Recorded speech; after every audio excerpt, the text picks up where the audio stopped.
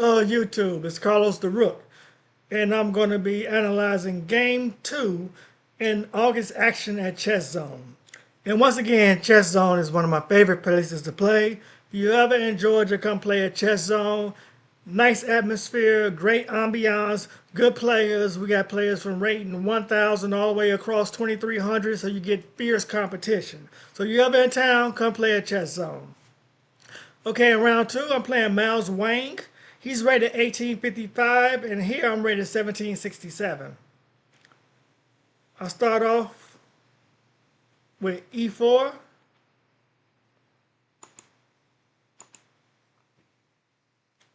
He responds c5. I go knight f3, d6, d4, c captures d4, knight captures d4, knight f6, knight c3, protecting my pawn.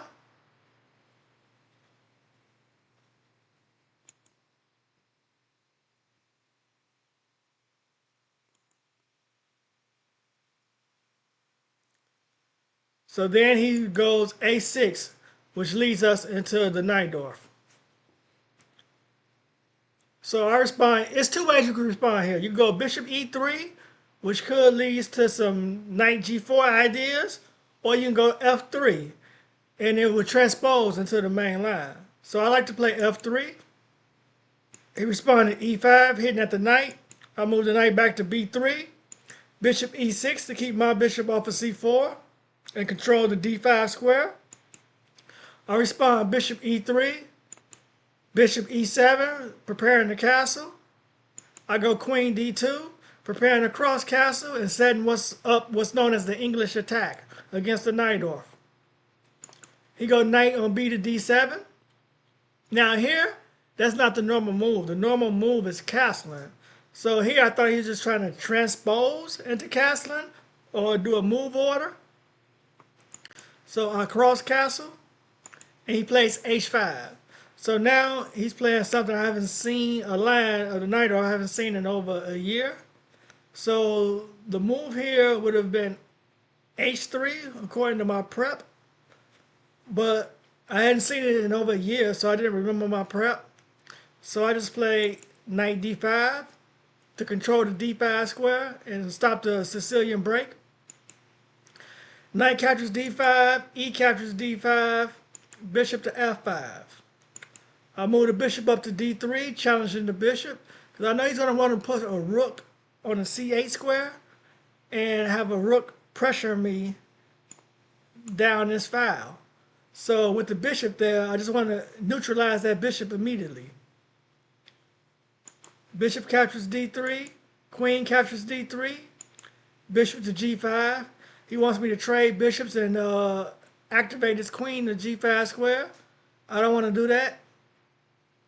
So I play g4. Stockfish says that's an inaccuracy. It said I should have played king b1, just stepping out of the line of fire. So he goes bishop captures e3. I go queen captures the bishop. He goes h captures g4, f captures g4, and now he gets the rook c8 idea he was planning for. So I sidestep my king to b1. His knight comes to c5. Here I thought for a second, I wasn't sure, do I want to capture, do I not want to capture and bring his rook up and give him a rook lift? But I felt like I didn't want to let his knight capture my knight. If I move my knight, only way it could really move without it just being a horrible piece is to d2. And then it becomes passive. Because if I go knight d2 with the idea of maybe knight e4, then his queen could come in, and he got a rook over there, and he got more pressure than I do. So I went ahead and traded the knights. Knight captures c5, rook captures, and here I go g5. And my idea is I want to do h4, h5, h6, and create a passed pawn on the h file, and then use that pressure to try and win the game. So he spawns queen c7, putting pressure on my c2 pawn. I move up rook d2. That protects the pawn. And if I have to, I can bring my queen over to d3 to protect the pawn. He go queen b6. Here I thought, is he trying to set me up for some type of move where he check me and picks up the queen? But he doesn't have a check here with the rook. So I felt like all he want to do is trade queens. He's probably going to go rook b5 and then offer a queen trade. But I have to take the queen because I can't let that pile up on my square and the queen's unprotected. So I went ahead with my h4 idea. He plays rook b5. I take the queen. He takes back. And I go h5. Now here, that's an inaccuracy because it allows him to play rook to b4. And Stockfish is saying I should have played c3. And the reason being, c3 stops rook b4 and he cannot get over to this side. The rook is trapped on the wrong side of the board. And when I create a passed pawn here, the rook, it's going to have to go a5 to bring the rook to a6 to a8, step the king over just to come back to the side of the board where all the action is going to be. So c3, a prophylactic move, would have stopped all his counterplay against me.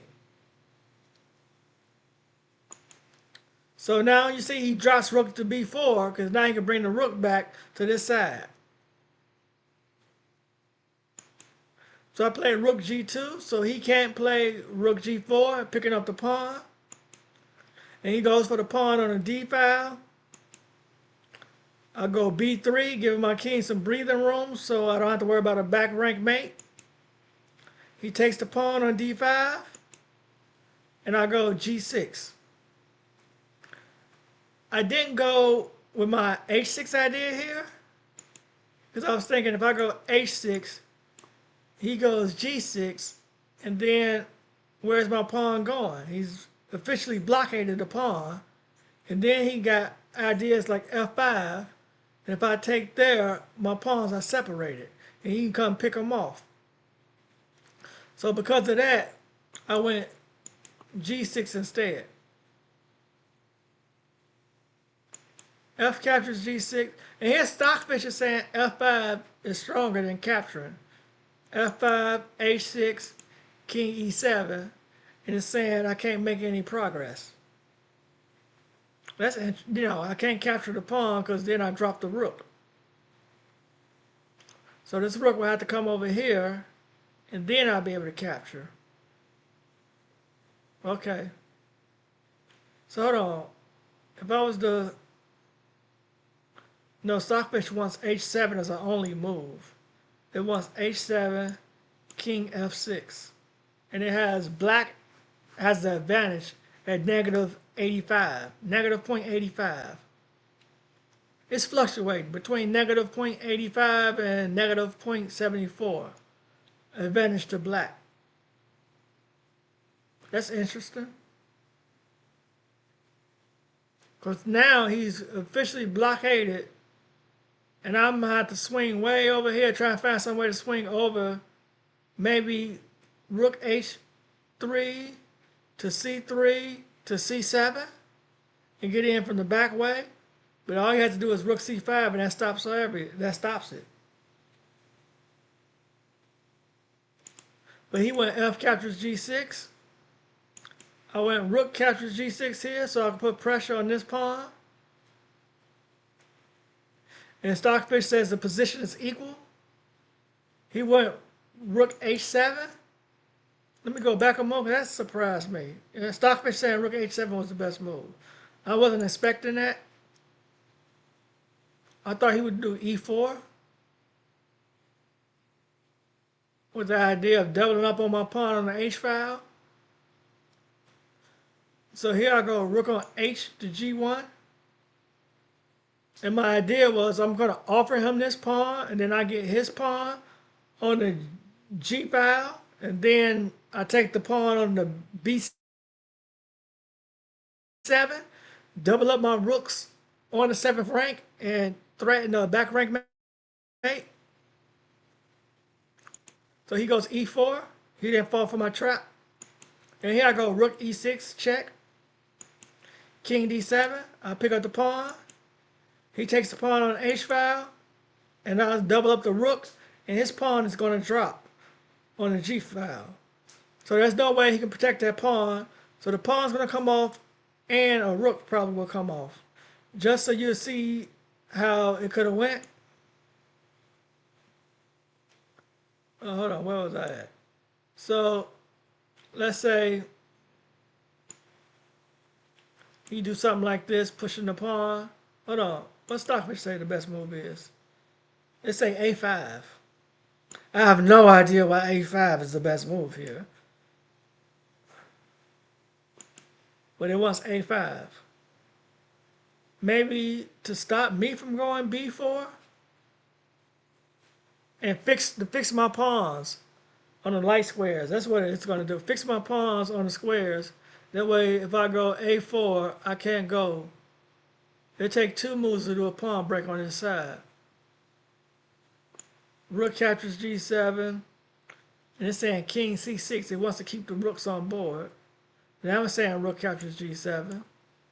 Rook captures g7, check. King c6 with a drawn position. So that's how the game could have went. But here at rook, when I went rook on e to g4, Miles offered me a draw and I accepted. So the game ended in a draw. So I felt like it was good getting a draw with someone rated 1855. Stay tuned for the next round and like the video. If you haven't subscribed already, subscribe to the channel. It's absolutely free and I appreciate your support. Have a nice day. Thank you.